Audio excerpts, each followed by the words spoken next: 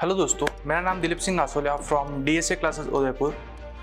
DSA classes Udaipur की बात करें तो हमारा मेन मोटिव यही है कि कहीं न कहीं जो छोटी सी आंखों में बड़ा सपना जो बच्चे देखते हैं, बट कुछ चंद पैसों के कारण उनके जो सपने होते हैं वो पूरे नहीं हो पाते हैं। ऐसे स्टूडेंट जो 10वीं के बाद में सोचते हैं कि हमको कॉमर्स लेनी है, तो हमारा मेन मोटिव ये था कि जो ऐसा स्टूडेंट जो कॉमर्स ले रहा है, कॉमर्स ऑप्ट कर रहा है, उसमें 11th-12th के साथ साथ कहीं ना कहीं जो प्रोफेशनल डिग्रीज होती है वहाँ पर भी गाइडेंस करना, और कहीं ना कहीं 11th-12th में उनको एक डायरेक्शंस प्रोवाइड करने के साथ साथ उनके रिजल्ट तक हमारी कोशिश रहती है और पूरी डीएसए टीम की कोशिश रहती है। न जाने ऐसे कितने सारे विद्यार्थी हैं जो छोटी सी आंखों में बड़ा सपना देखते तो हैं, लेकिन कुछ पैसों के कारण ही वो अपने सपने पूरे नहीं कर पाते हैं। अगर आज की जनरेशन्स की बात करें, आज की युवा की बात करें तो युवा कर क्या रहा है?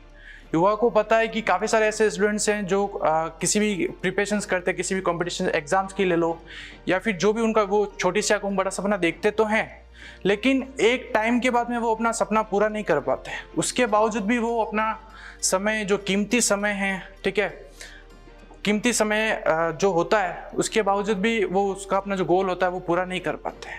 ऐसा क्यों?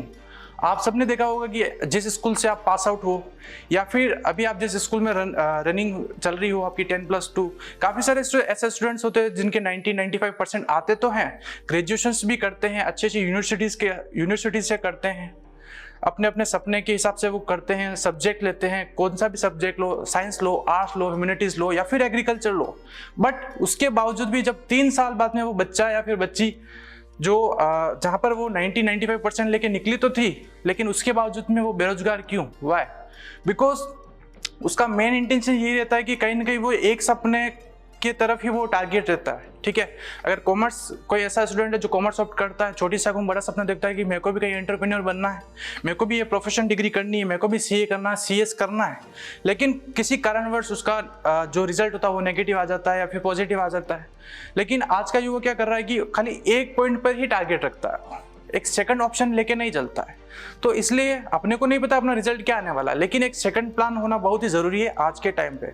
जैसे आप सबको पता है कि जो नीट का रिजल्ट आया था अभी, उसमें काफ़ी सारे बच्चों के जो मार्क्स थे वो नेगेटिव थे, पॉजिटिव थे, ठीक है। तो ऐसे स्टूडेंट जिनका प्लान बी था वो तो सही डायरेक्शंस पे हैं, सही पाथ पर चल रहे हैं, लेकिन ऐसे स्टूडेंट जो खाली उन्होंने एक ही सपना देखा था, छोटी सी आंखों में गांव से निकले थे, बड़ी बड़ी कोचिंग्स पर गए थे, पैसा पे किया था, लेकिन उनके सिलेक्शंस नहीं हो पाए, तो आज उनके लिए एक बहुत बड़ा टास्क है।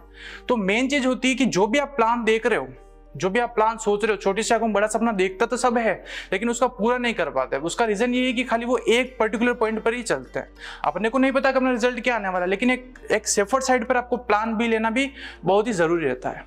नेक्स्ट बात करते हैं कि काफी सारे युवा है, युवा का उल्टा करते हैं तो बच्चों वायु बनती है, और वायु जिस दिशा में चलती है तो अच्छे से आंधी तूफान खड़े कर सकती है। इसलिए युवाओं को कभी कमजोर नहीं समझना चाहिए।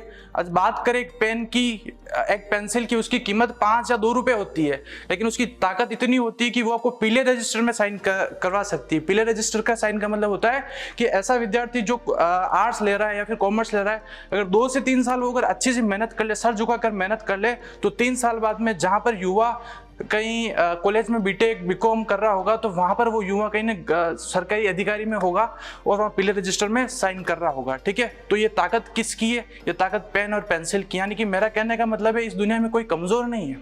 काफी सारे ऐसे स्टूडेंट होते हैं जो डिमोटिवेटेड हो जाते हैं खाली परसेंटेज कम आने की वजह से। अपने पास में बहुत सारे ऐसे एग्जाम्पल है जिनके परसेंटेज कम थे, लेकिन आज एक वो अच्छी पोजिशन पर है। काफी सारे मैंने युवा को देखा, हर संडे होता है वो सेमिनार्स अटेंड करते हैं और अच्छी जगह जाते हैं, तो वो एक अच्छी बात है।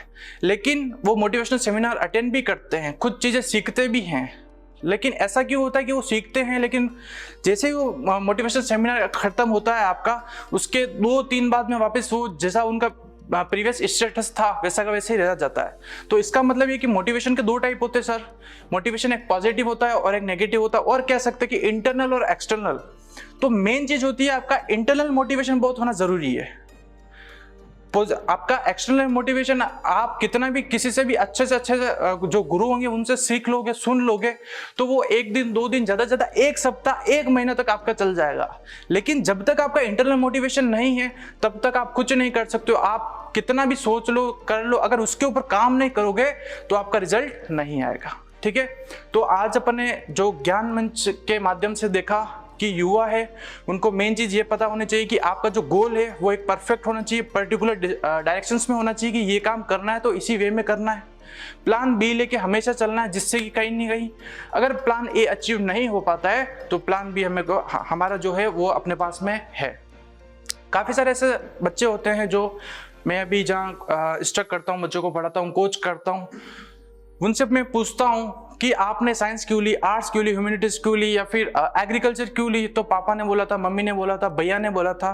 तो मेरा उन सबसे क्वेश्चन ये है कि कहीं ना कहीं क्या भविष्य, क्या फ्यूचर उनका है या फिर आपका है। तो आपका है तो आप किस फील्ड में अच्छे हो और किस फील्ड में आप बुरे हो, आपसे ज़्यादा अच्छा कोई नहीं जानता है।